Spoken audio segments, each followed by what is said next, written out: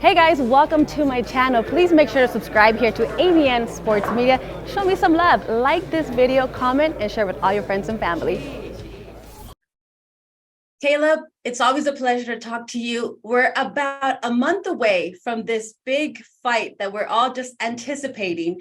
A lot was said in the kickoff press conference in LA, but now is a time where all the work is put into the gym, paving the road to what you call your revenge tour. Talk to me a little more behind that concept, that name. Yeah, obviously coming up short in the Canelo fight. Um, just wanted to create a concept to live by, the revenge tour, and that's just obviously me going from place to place, stop to stop, getting my revenge until I can, put myself back in position to, right a wrong that I had. I think it's quite interesting that fans can be part of this and support you. You have a lot of merch of this revenge tour, and quite interestingly, it's found at davidbenavides.com.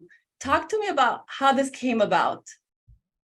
Yeah, so it was just really an idea that I had back probably like 2018, 2019. I bought that domain, that website domain back in like 2018, 2019, and really I've just been keeping it in my back pocket, sitting on that move until the time was right because I knew that me and him would fight at some point, and it was just something that I could bust out. And for the merch, everyone has gone through things in life that they want to get back, that they want, wrongs that they want to right, get back at the all the naysayers, all the people who ever said that they couldn't be something or couldn't do something, couldn't accomplish something, and they want revenge on that. They want to get to where, they want to walk that road too, and they want to get on that tour too, and get revenge back for everything that's happened or anything that's happened. And so just felt like it was the right time to drop the new merch that I've had in the vault for a second. And what better place to sell it than on davidbenavides.com, which I own.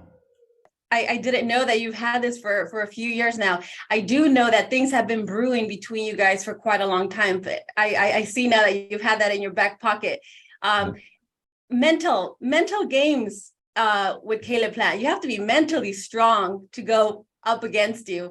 And we know that Benavides certainly has skill and abilities inside the ring, but with all the verbal and mental jabs that you're taking, do you think that he's mentally strong? Do you feel that he's mentally weak?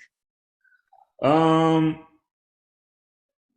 I think that he got up during the press conference and started reading from his phone and stuttering and sounding nervous in front of everybody when he's never read from his a speech from his phone. He's never got up there and started stuttering. He's never got up there and sounded, nervous. So, I don't know why he had to get up in front of everyone and say, "Hi, I'm David Benavides, and March 25th, I'm going to." So, I don't know what his deal is, but he sure is stuttering a lot. So you feel that everything that you've been doing, not just recently, but in a matter of forever that this has been brewing, you think it affects him? I mean, unless he was just had a stuttering problem that day, then yeah, absolutely. Because again, he's never had to read a speech from his phone before. He's never got up there and started stuttering before. How many times did he stand up and sit right back down? So, you know, I don't know what his deal is, but I feel he's definitely nervous, and he knows that he's got a real fight on his hands. He's never had a big fight like this before, and he's gonna have to come right. He better come correct. And how does this make you feel? How does Caleb Plant feel when he comes back and he keeps mentioning, "I'm going to knock you out," and he makes art edits with you laying flat? How does that make you feel? I mean, all the things he says, he's supposed to say that, so it sounds good for the camera. Those are things he's supposed to say, and he's supposed to say he's gonna knock me out. The only thing he's not supposed to do is he should just be able to say that. He shouldn't have to read from his phone to say that. So I don't know if his daddy wrote his speech for him or what, but all the things he's saying, all the things he's doing, it's either for the cameras or because his daddy's telling him to say that, because that's who runs the show over there. His daddy runs the show. His dad tells him what to say. His dad tells him when to be quiet. His dad tells him what to do. His daddy's running the show over there. And on this show, on my team, I'm running the show. And so, again, he sounded real nervous up there, just stuttering a bunch and shit like that. But, come fight night, he better not be stuttering. I think it was very apparent at the LA press conference where his dad had a lot to say. He did probably say even more than David. Were you surprised at that, or is that something that just you also have something with the dad? Yeah, I mean, it wasn't no surprise to me. I mean, his dad, who is the one who does all the interviews, you see more his dad in interviews more than you see David. And I'm not sure if anyone's keeping up with this, but his dad tags me in like every post. So, I would consistently go to his page because he keeps tagging me. And as I kept going, I kept seeing that every time I would go to his page, that his followers would go up by like 10 or 15,000 every time I'd go to his page. And his dad ain't doing anything in his life significant enough to keep getting all those followers overnight. And I noticed he's buying followers. And I don't know what man of his age or position in life would care about having more followers, but he's got more followers than David. David's got like 311. He's got like 330,000. What does he do in his life that's significant enough to keep getting all those followers? And so I think he's got little man syndrome, or he just wants to be in the spotlight so bad. He wants to be the man so bad. That's why he talks for David. That's why he's all up in the interviews. That's why even at the press conference, he's talking for him. That's why he's buying followers like a little kid. It's because he wants to be the man so bad. He's trying to live through his son. He wants to talk for his son. My dad don't talk for me. My dad don't buy Instagram followers. My dad don't have to talk to me because my dad did his job the right way when I was young, which means I'm able to speak for myself. I'm able to do it right on my own. He don't have to hold my hand, but the same can't be said about their son.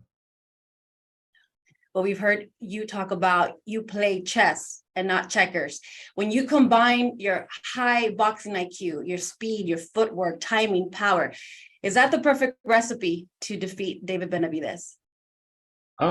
Yeah, that mixed with some other things. Yeah, we got a lot of things lined up for March 25th. So, I mean, those are just a few things that I'm capable of that you mentioned. But you know, ask Darrell if I can hit 2022 knockout of the year. Ask Jose Uzcategui, who's only been dropped one time in his career besides me against Matt Korobov back in the day. You know, ask some of these other guys if I can hit. If I don't hit so hard, then why do they just keep standing there staring at me? Why not just keep walking through my punches and throwing punches? Because in all my fights, even in the Canelo fight, I threw more and I landed more punches. Against Jose Uzcategui, I threw more and I landed more. Against Darrell, I threw more and I landed more.